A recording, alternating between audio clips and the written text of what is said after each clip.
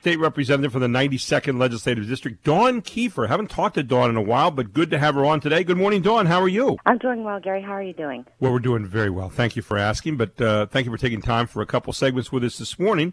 We're always appreciative of that. I guess the first thing I'd ask you, we've talked a lot over this last 5-month period with regard to COVID-19, and you've been a leading voice out there with the legislature on, some of the things that you've seen that you've not liked about the way the governor has reacted on things, and some of the things that have happened, to your constituents. Talk a little bit, if you can kind of capsulize where you've come to over the 5-month period in terms of what your constituents are telling you and your thoughts about this whole COVID-19 pandemic. So, Gary, my constituents are still extremely frustrated, and I'll tell you, even the conservative base is getting frustrated and turning on conservative legislators because they feel we're not doing enough. But we are using every tool that's available to us. We have a core group of us that have been working nonstop to address the governor's overreach. Unfortunately, we've got a Supreme Court who is that is stacked, right?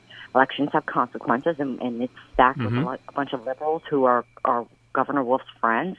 And they have sided with them, contradicting themselves in two of the cases, quite frankly. But we're still, trying to get everything through that we could possibly get through. His last order of reducing businesses, all businesses across the state, to 25%, 50% is next to impossible for restaurants. They're working on volume, and that's how they make their money. You take them to 25%, I don't know how they afford to turn their lights on. There are a couple of businesses that I've noticed around the area, Dawn, that have one restaurant in particular. What they did was kind of brilliant. Now, it does count on the weather a little bit, but they took what their inside capacity would be, and they moved it outside. And they spread it out all over the place. And I'll tell you what, it's working because the place is packed literally all the time. And I'm not going to mention the business because I don't need to have the governor checking it out. But but the point is, there are ways of doing it, and yet there are other places that are confined that don't have that kind of space to spread out, and therein lies the problem that you're talking about. Right, and when the rules don't even make sense, and you're trying to figure out, well, how does this reduce versus that one, right? So you go in, now you can't have a drink unless you buy food. So the disease apparently knows when you're only drinking alcohol. I mean, some of these rules are just, there's just a stretch for it. And to say that it was the bars reopening and it was all of the not wearing a mask, as if everybody was wearing a mask before, that's what's causing it. But understand, the protests, apparently the disease does not affect protesters. Yes. So that was not a cause. That did not contribute to it. It was just opening up the businesses that did it. Isn't it great, though, that the disease doesn't touch protesters, and that's just a wonderful aspect of that. I say that tongue firmly implanted in cheek.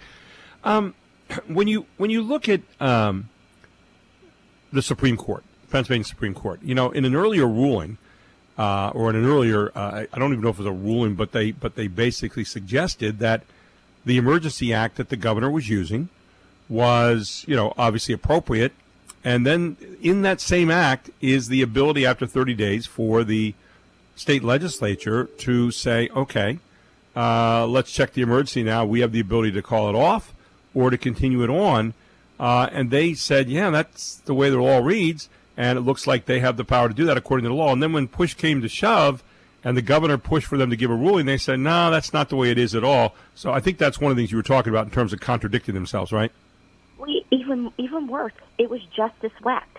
So Justice Wecht said in the first ruling that they had when a case was brought forward with the businesses, saying the businesses, it was not a taking of the businesses. And why it was not a taking was because it was only temporary, because the General Assembly had the ability at any time to end the emergency declaration. And Justice Wecht is the same one who wrote the opinion this last time when we challenged it. We ended, actually Governor Wolf challenged us, saying that the General Assembly did not have the power to unilaterally push through the bill to end it. It required the governor's signature. Now, how do you do both? Yeah. And how do you cherry pick out of a law that which you like and that which you do not? It seems to me that that's one of the things that really doesn't make sense to a lot of us who are sitting out there saying, oh, okay, wait a second. This part of the law counts when you want to use it, and this part of the law does not because it doesn't fit your particular narrative. Am I reading that the right way?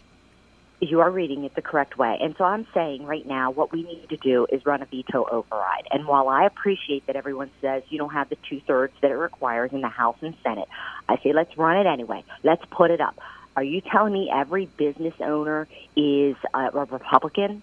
There's no way that you don't run this, and these businesses that are just being decimated and suffocated by the governor, and these Democrats are going to walk lockstep with the governor and not give the votes that are needed to give this override, they are going to have some serious questions to answer, and that needs to be run right away. How do you look at the new volume of cases? We see them especially in Allegheny County. We're seeing them in Philadelphia. We're seeing them in some of the border counties in the Southwest as well, Washington County, places like that. How do you process that in terms of your views right now on what should be going on? And I clarify that a little bit more in saying that it looks like obviously we have a lot more testing going on, thus we have a lot more positive cases. We do have younger people now who are coming out with positive cases, and yet they don't seem to be as serious a case in most instances. How do you process that in terms of how you're looking at the ongoing COVID-19 pandemic? So first of all, we need herd immunity. It has worked for every other disease, and why we don't say it's applicable to this is just mind-blowing, but a lot of health professionals will say, yes, herd immunity works. So let's let this run through our healthy population, our younger populations, and get the herd immunity we need, first of all. Second of all, while there are cases, testing is up. We don't see the hospitals getting overwhelmed, and that was the big part of this, right? So it's not having that type of an impact. Our deaths are not skyrocketing, so that's a big indicator. I don't think I look at cases, quite frankly. And here's the third thing that I have challenged the administration on. I have a constituent who tested positive in April, and then in 2 weeks ago, she had to be tested for elective procedure. She tested positive again. So she was frustrated. She went and got her own test for the antibodies, and she tested positive for that. It counts as 3 cases, 3 new cases. Yeah. And her health care provider said, yes, the Commonwealth is not differentiating the antiviral testing from a regular test, and a lot of times they're not even testing that. A lot of false positives. They just had a case with the one testing company in Florida where they were all testing positive. So there's some suspect activity with the testing that, I'm not saying it's nefarious, but I'm saying it's not conclusive and we don't have the best tools that are out there. So to say I'm going to just go by all the positive tests is not a good indicator. When our hospitals are starting to hit peak, then we look. But we don't shut down everybody because, right, there's an influx in Allegheny. We're going to penalize the entire Commonwealth. It makes and I think sense. that's one of the things, too, with the compilation of numbers, is what do those numbers mean? Are they cases where you are hospitalized? Are they cases where they're leading to mortality rates going up? Dawn Keefer, who is the state representative from the 92nd Legislative District. Dawn, it was interesting that the legislation that the State House came up with after the Supreme Court ruling regarding the Emergency Act that the governor has been using, and they basically said, hey, state legislature doesn't have anything they can do after 30 days, that now there is a piece of legislation going before the governor which says that after 30 days of any emergency, the state legislature would have to review that for the governor to continue that on. What's the progress of that so far? So it's actually after 21 days. So 21 days. 21 days, forgive me, yeah. That's okay. He would have to come before the General Assembly for that to do it. And that's actually a constitutional amendment. So it came from the Senate. It passed in the House. And what that requires, it has to run into end of November. We're hoping to run it right out of the gate in January, so it will have passed twice. And then in the goal of getting it on the primary ballot. So the only people that have to sign off on this are the voters. It goes to the voters on a voter referendum, and they vote in favor of it. Then it becomes statute. So it's in our it's a constitutional amendment. It's in the Constitution, so it's not something that can be changed without the voters. So again, in this case, you don't have to send it to the governor, who continues to veto much of what you send to him, and you kind of bypass him and go to the people.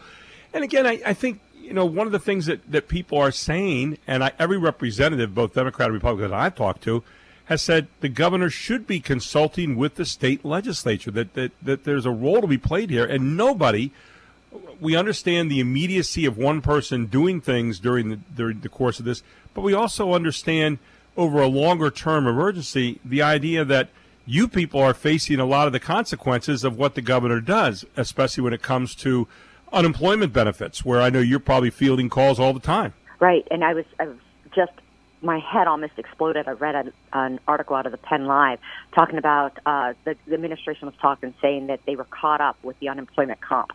My office is sitting on no less than 100 cases of people who have not been paid, and some of them have not been paid since March. Wow. So there is all kinds of just, it's havoc going through that agency right now, and it is extremely frustrating if you are someone on unemployment compensation and you're trying to get your money. So there's been an enormous issue there. There's been issues in transportation. Ask your dealers. They can't get tags. We can't get tags for cars. Of people calling revenue's still closed. So they're not open for business on top of it. So you have masses and masses of people out there struggling, and you're closed for business, but what you do have the ability to do are all the snitch lines, let's tat on your neighbor, let's send out enforcers for businesses, but you can't conduct general businesses and provide the actual services that you've been charged to serve the taxpayers. Give me a sense of how much of that is going on, going out and checking on businesses and so forth. What tell me a little bit about what you know about that. So I've knock on wood in my district, I've not got a lot of calls about it. And I think that there was just a report where I think it was 12 different restaurants with licenses, liquor licenses that they've hit. So that's where they're really able to get you is that liquor license. The rest is more of a process. So it's more of that, narc or snitching on your neighbors. We've gotten a couple calls in our office, like, where can I, report a business doing XYZ? And you know what? Call the governor's office. Good luck with that. That's where you can call. They can figure out where the snitch line is on that, then they're welcome to do that, but I'm not going to facilitate at all. Yeah. So that is going on throughout the administration, and it's being done out of the different agencies. So ag, mostly liquor control board. They have their agents out there through the state police administering that, going after the different businesses. Your colleague Seth Grove put out legislation, which is right-to-know legislation. One of the things we know from some of the governor's executive agencies is that they have been asked for various information. They have refused to give that. Right to know says that we have a right to know. And I guess I want to ask, is there ever a time that you as a representative should not give us the information that we need to know as the people that have kind of hired you through electing you, who are supposed to be the government? Can you think of any time? I mean, security is probably the only time, national security, or in this case, state security, would be the only time that I could think of. But outside of that, is there ever a time that we shouldn't know everything about what's going on? Absolutely not. There is not. And it was a fantastic piece of legislation that he has. It did make it through the Senate. Now let's see if the governor's actually going to sign it. And I've heard he said that he would veto that legislation. So look at that. I mean, as a constituent of this Commonwealth, any of you should be outraged that the governor thinks that he is above providing you insight to the actions he's taking and the premise that he's making those actions on. It's outrageous, and I can't believe that he would publicly even state, I'm not going to tell him. Because we know you have the capacity to do it. I mean, you set up that whole online systems for people to go in and narc on their friends. And then also, when he did those business waivers, he uploaded those into a JNet system, which is a law enforcement system. So law enforcement could look at the list and see who had a waiver and who didn't. You're able to do that, but you can't disclose to the media and to the public what the criteria is for that waiver, who got waivers, and then you redact half of it and you scare people from releasing information. His entire performance throughout this entire thing has been behind closed doors. And I can't believe the media is not screaming. If Donald Trump did this, they would be losing their ever-loving minds. Now, what's really interesting to me, and the reason I think people allow this to slide is the constant media drumbeat of, there's more cases, people are dying, and they're scaring the hell out of people, frankly. And I think that when people are scared, they allow people to kind of take over what they might normally do themselves. Now, maybe that's changing. What are your thoughts about that with about a minute to go here? I agree. The media is keeping this perpetual state of panic going. They are absolutely fostering it. And the mass feed into that, right, because that's that visual that you have. And I think there's a dereliction of duty there.